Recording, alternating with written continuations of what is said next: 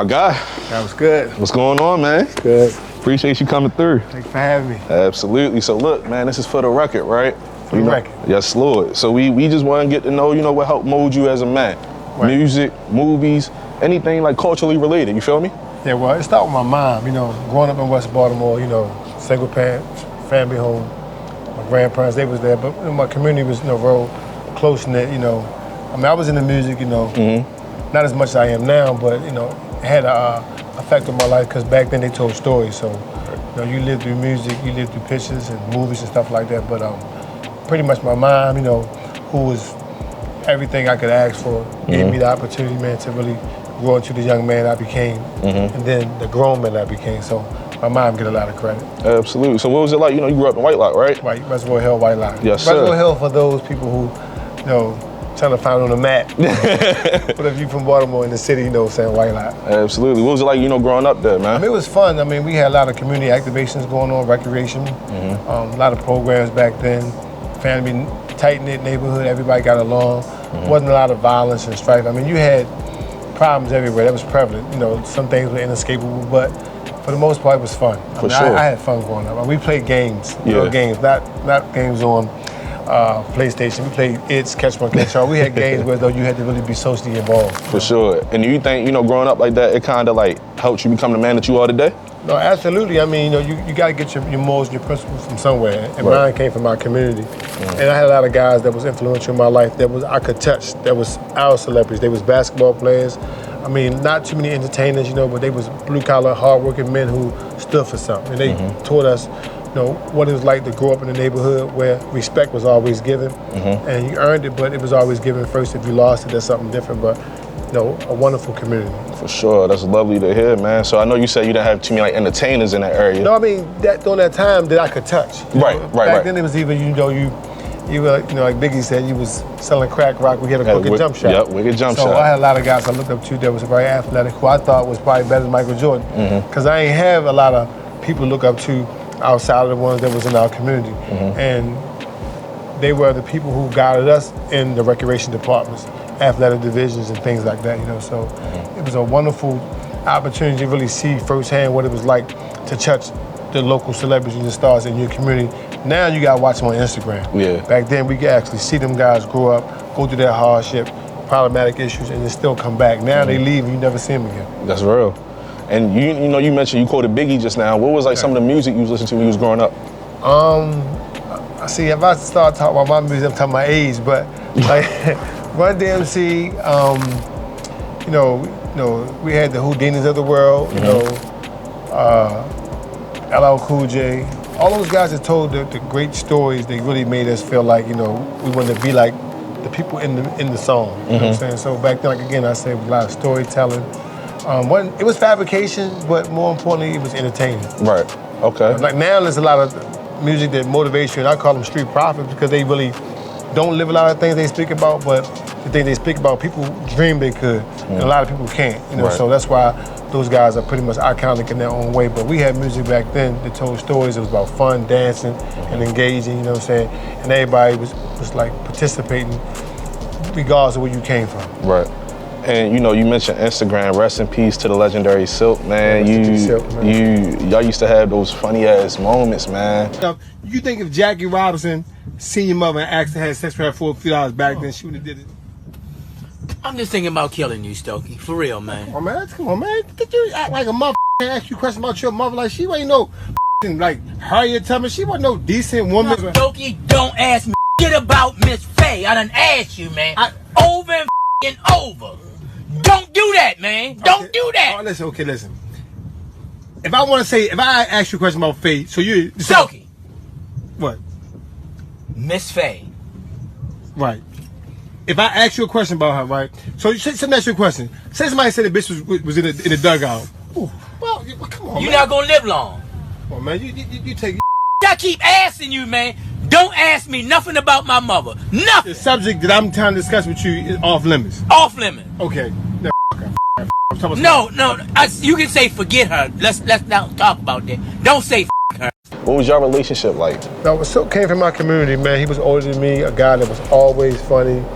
He was hilarious, man. I love that man to death, and it's so ironic that he his stardom came organic. You know, like he was just a funny person, man. He never was trying to show off or impress somebody. He basically just was himself. And one day I recorded him and it went viral.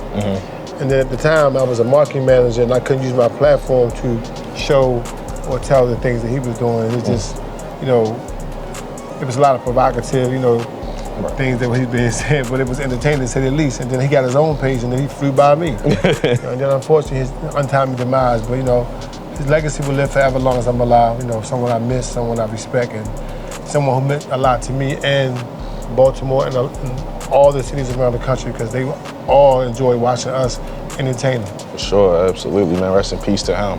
Another person, you know, we closely associate you with was Emery. Emery, that's my guy. Yeah. How did y'all form a bond? Man, we met on the darkest days of both our lives. I mean, we was incarcerated, and he was my cell buddy. You know, and during that time I had a big case, and I didn't want any cell buddies. They're like, nah, they keep bringing people in here that's trying to tell on me and all that stuff. So like, you know, I had a good rapport with the COs. I was like, man, I don't want no cell. Yeah. And one day, like, we gotta give you one, and Emery coming there with his glasses on, and I'm thinking, man, who is this guy, man? You know. And I was pretty much telling him what I wasn't going to accept, and he was like, nah, well, man, I'm coming up in here, you know what I'm saying? So it's gonna be what it's gonna be. So I realized he was a man. Yeah. So I respected that. I moved my stuff off the bunk, and we formed a bond ever since then. And to this day, man, we share the same mom.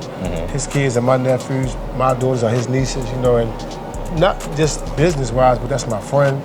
He always support me in my endeavors, socially, you know, financially, and the same for me. I support him. You know, I'm so proud of him because if we look back in '98 when we were in the cell, I couldn't see this. I don't know if he saw it. I couldn't see it, but you know, we both successful in our own right, and we still have a lot to prove, but more importantly to ourselves. You know? I don't really think we got to prove nothing to someone else, but to ourselves. And he's such a real individual. He got a big heart. You know? And I just texted him just now about the album cover, you know, like that got us through some hardships, you know.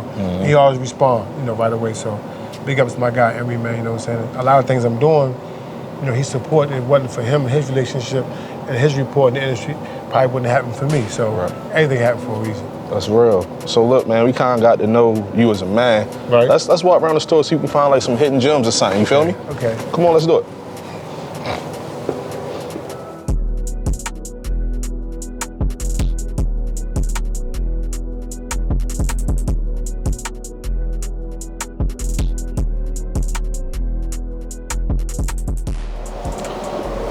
So look, man, you know, we checked out the store, we found a couple, you know, projects and things. Classics. Classics. That's the word for it. Look, so let's start with this, man. DMX. What about him? Icon. DMX is one of the first raw rappers I remember, man, that spent time in Baltimore that we could relate to. And his music was so resounding and so inspirational to me during the time he came out because it was different. He's actually talking about things that we can relate to. A lot of people rap about things I don't relate to. You know, DMX is one of those guys, man, that talk about things, you know, women, prison, you know, being in a group home, things like that. You know, a lot of people were scared to talk about DMX covering his music, man. And it was so unfortunate to lose him as well. But you know, a great individual who I wish I could have met during his prime. But I mean, we met before he became the rapper because he came to Baltimore a few times. But you know, great guy, man. Absolutely. Somebody else you quoted earlier. My man. Come on, it's Biggie. Now see, now this guy right here got me through a lot of hardships. I mean, his first CD was like a surprise, but then he did the double CD. Yeah. You know, What's Beef, you know what I'm saying, and stuff like that, man. Going to Cali, all those songs, man, was inspirational. But it was things that we was going through at that time. Some people make music that supersedes your own experience and you really can't relate to. But Biggie, man, was one of them guys who I can remember everything he was saying verbatim. You know what I'm saying? And again, we lost him, you know, and that hurt. And these people make you feel like you knew him, you know, on a personal level, you know, and it was guys that you thought was gonna live forever, you know, through their music or just in general. And we lost him. It was a real black hole, not only in music, but in a lot of people's lives, man, because Biggie was somebody that we looked up to because of his music, somebody I could relate to through his music, who also inspired people through hardships. Like, I mean, I was incarcerated, man, and sometimes you write letters or you just try to stay focused because you know what you're going through might last longer than what you anticipate. The music seems like it will get you through those moments. Music timeless, man. Universal. Absolutely. So what's something I like about you, man, you a fan of hip hop. You're not just a fan of old hip hop. You right? So, you know, you digging Lil Wayne. Now this is my guy, man. Wayne, again, one of my favorite songs by him was Hustler Music, you know what I'm saying? I'm sad, next to hit your mans in the head with this one. I'ma paint the city red with this one. I'ma hit. I mean, I'm talking about when he left the group, Wayne had his own identity, and you can tell Wayne loved making music. From my understanding, he never wrote no songs down. He always just did it from the top of his head, and he was one of them guys who came up when hip hop was making that turn, you know what I'm saying? I mean, from down south, you know. So he was one of my guys that, I would listen to a lot. When you work out with his music, play ball, whatever, but Wayne was one of my favorite greats. For sure. And you mentioned, him coming up with the music. He didn't write it down. You know where you got that from, right? Right, you got it from the legend, man. Yeah. Oh, man. Now, this guy right here, man, this is my guy. This is the big homie, man. It's Hove, man. Know him personally, man. He's such an inspiration to my life. Personal friend. We did some work together, man. Business endeavors, man. But he's just an all-around good individual who taught me so much about being a man. Right. In business, believing in myself. Going beyond the scope of what people say you can do, breaking down barriers, just an overall great guy. One of my role models, my friend, and somebody I look up to. And this your favorite Hove album? Yeah, because I was incarcerated when Hove came out with this, and back then, it wasn't that many people that was on the radio, that I could actually say, had a whole album. Back then you might have guys had singles or a few songs. This whole album was like on repeat, front and back, And I remember a week ago, when I was incarcerated, that was a song like, man, I hope the guy don't tell on me. But unfortunately, things didn't work out that way, but this is my guy. I feel like, Reasonable Doubt is like what put him on the map, of course, but Hard Knock Life 2, in my opinion, is kind of like what solidified him, right? He didn't do the poppy beats like he did on the first one. He came through straight rapping, telling stories, and I think it epitomizes what set his career off. For me, he had a lot of guys on there. Like he had a song on there with DMX. You know what I'm saying? So to me, he did the right collabs. He wasn't forcing his album to be carried by a lot of different artists. You know what I'm saying? So this is one of my favorite albums. And you mentioned, y'all got a good relationship. That's my man. That's my guy. You getting invited to Rock Nation brunch? I mean, I always, invited. I might not always go. I've been to a few, one or two, but sometimes, man, I like to hustle. Yeah. And then, and when you're in certain rooms, and you're celebrating your success, whether it be temporary, it's good to be around people, but I mean, it's always like it conflict with what I got going on sometimes. Right. It's always in February doing Grammy week and stuff like that. But the brunch is small. I mean, that's family, you know what I'm saying? So whether it be in New York or LA, wherever I get a chance to see him and spend time with him, it's a pleasure. But I have been to the brunch before.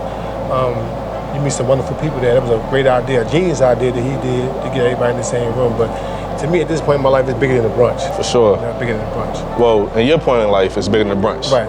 Next year, if you don't go, get FTR invite. We need that. Yeah, only because I think for me, I remember one time I was talking to Hov, and he was like, man, there's places that I can no longer go and rooms you can't get in, but together, we're a force. And that's how I feel. So even if I'm not there, my friends there, if I need to be there, they make sure I'm there. But for the most part, for me, once you do it one time, it's like, okay. Right. Yeah, I'm not really a party person, I'm not a party pooper, but it's a good place to go. But I mean, we'll see. I might go this year. We'll see. Okay. All right, we're gonna come with you. But look, man, let's go talk more about like what you got coming up, what you've been working on. You cool with that? Definitely okay with that. All right, come on, let's do it.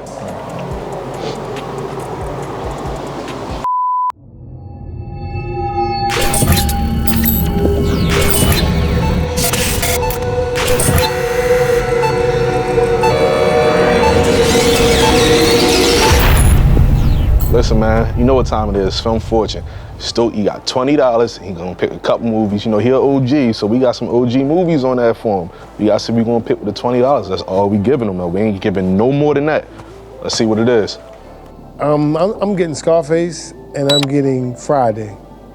That's my $20. They're my two favorite movies, two of my favorite movies. I would have put New Jack City and I would have got Paid in Full, but I couldn't leave Friday or Scarface on there. So for my $20, I'm getting Scarface and Friday. It's for the record.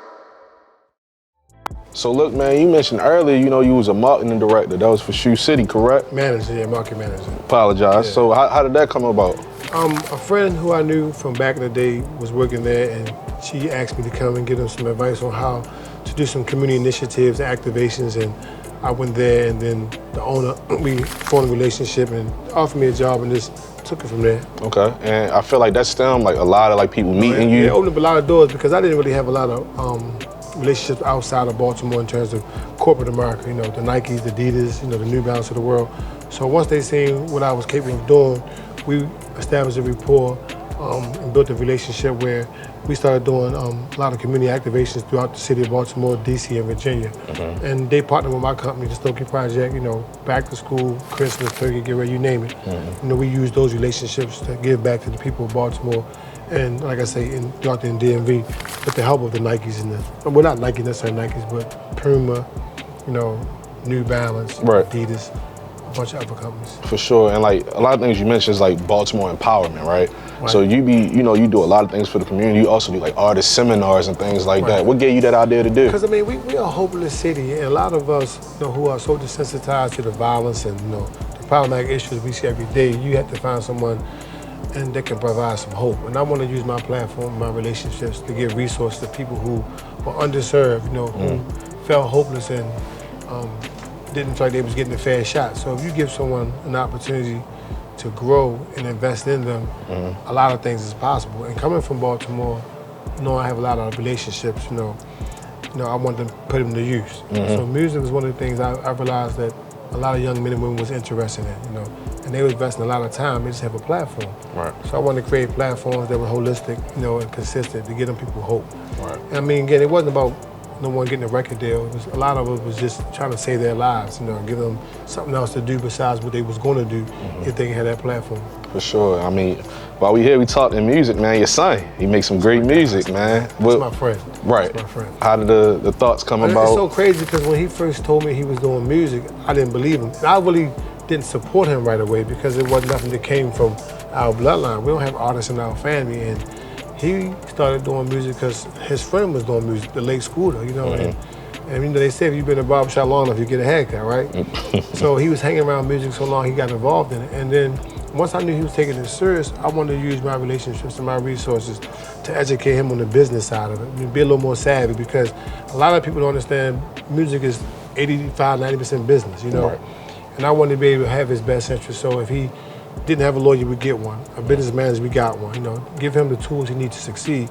And he did the rest. I mean, his career has been 99% independent, and he do a lot of work himself, you know? Of course, he's still grinding and going through the process because music is universal, but sometimes, man, things don't always happen because you know somebody. And he come from a strong line of people who we don't have our hand out, Right. you know, and we're not gonna bag no one for anything. So he's been doing everything in his individual capacity to be successful, you know, without forcing it. So right now, I'm very happy. For one, he's a good person. So if he never make another album again, that's still my guy, because he's a good person, man, and he motivates me to keep going. And to this day, he checks me, you know, about, Dad, make sure you don't forget who you are, don't forget where you come from, because sometimes you forget, and when you forget, you get comfortable and complacent and start making mistakes. And like, we don't want our legacy, you know, saying to start falling apart. So he got some wonderful music coming out for the next couple of months, you know, matter of fact, weeks, and we're gonna keep pushing. For sure. And I mean, you mentioned legacy. You know, you got Silks and Towson. Right. You know? I mean, that was a business decision. You know, I mean, again, you know, me being an entrepreneur, being blessed to have the financial means to do and open up several businesses in Baltimore. But it was almost a given to name something after Silk because of what he meant to me. You know, and I lost a lot of people in Baltimore. As I said before, I've been through more funerals than graduations. You know, and you become immune to it. But at the end of the day, you gotta keep going. And I just want to use Silk's name as a reminder of, you know, how much he meant to me. You know, again, I had best friends who I lost. I lost my mom, and my dad, but you know, you can't name a building or a store after everybody. Silk just was about timing, and I thought it would resonate, you know, with his demographic, you know, his following, you know, and again, like you said earlier, to keep his legacy alive. For sure. A lot of people don't also know, like, you know, you wrote a couple books. Yeah. How you know that? Yeah. Come on, man. You know, we are right here. I wrote six books. Yeah. You know? It was during a time in my life where I seen a lot of people fabricating information about the life that I used to live, and I wanted to be able to use art to either imitate or put a different complexion on it, you know what I'm saying? So I started my own publishing company, called Never Give Up Publishing. I wrote like 6 books. Produced and directed a few documentaries and things like that, but that was a passion of mine. I mean, other 6 books that you did, right? Which one's your favorite? Why? Probably My God, My Word, because it was like I seen my life coming to fruition, and the things that I thought would happen to me in the future, I wrote about it. So that book was so close to my transitioning, in terms of coming back to society, doing the right thing, and being tested, and people thinking I haven't changed and stuff like that. So that's kind of what that book was about. So it was like my favorite, and I think people who read my books, they would agree that probably was their favorite as well, because it was kind of personal. It was a guy who come from the inner city of Baltimore, who changed his life around, and people on the outside looking in thought that he was still doing the same thing, and they didn't change. So it causes a disruption in the chemistry when you change and someone else doesn't, and that's what that book was about. So that's probably my favorite. For sure. But I love doing film, and hopefully in the next couple of months I started writing a movie called The Squeezy Kids, out of Baltimore. Just trying to find a right platform to distribute it so it won't be like just a DVD in my trunk, right? So I want to make sure it go to use. So I'm working on that. I have a few more books I think I'm gonna come out with, self-help books, to give people a better understanding of what it's like to change your thinking and your behavior, and just try to lead by example. Yeah. But I got a few books under my arsenal. You mentioned never give up, man. Right. Those words, where did they stem from? What do they mean to you? What mean everything to me. That's a mantra that my mom gave me on her deathbed. She was, of course, my mother had HIV. She was in the hospital, and I remember getting a call from a family member at home that she had passed away. But prior to that phone call, the day before, I was on the phone with her, and she was real lethargic, and weak and vulnerable at that point, and she pretty much had gave up because I had just got arrested, and she felt like there was nothing to fight for, with me being gone. And I remember calling her, I called her on a throughway. And again, she could hardly speak, but her last words to me was never give up. So when she passed away, I decided to use that as a motivation factor, create, a company called Never Give Up Publishing, and even community activations and events at the Never Give Up to give people a reason to feel inspired and motivated, because the words speak for itself, you know what I'm saying? Right. I mean, I live by it, so I know if it worked for me, it could definitely work for someone else. Absolutely, man. Still, that's heavy, you feel me? Yeah. So we appreciate you sharing that. We gonna lighten the mood a little bit. It's time for our game show. Okay. You ready for that? Ready. Come on, man, let's do it. Let's go.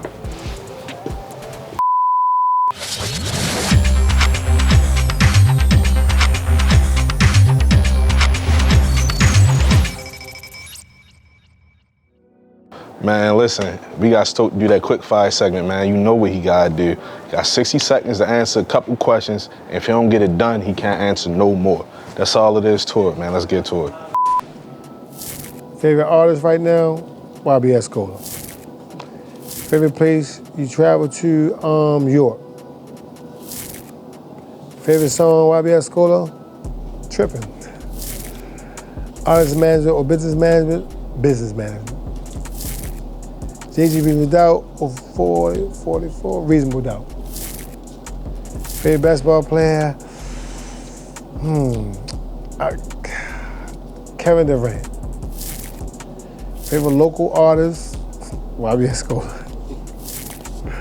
Favorite clothing brand, every clothing brand in Baltimore City that's black owned, every single one. Chicken box or beef. I don't eat beef or chicken, so chicken box. That's it. It's for the record. Stokey, man, we appreciate you, man. This has been monumental for us. Appreciate you for having me, man. Absolutely, man. You shared some beautiful, beautiful, beautiful moments with us, man, and we just want to say thank you for coming on For the Record. I thank you for having me. I wish you guys the best, in your future endeavors. I think what you guys are doing is remarkable, man. It's excellent. It's needed. We need more platforms like this, man, so I appreciate it. Thank you, man. For the Record.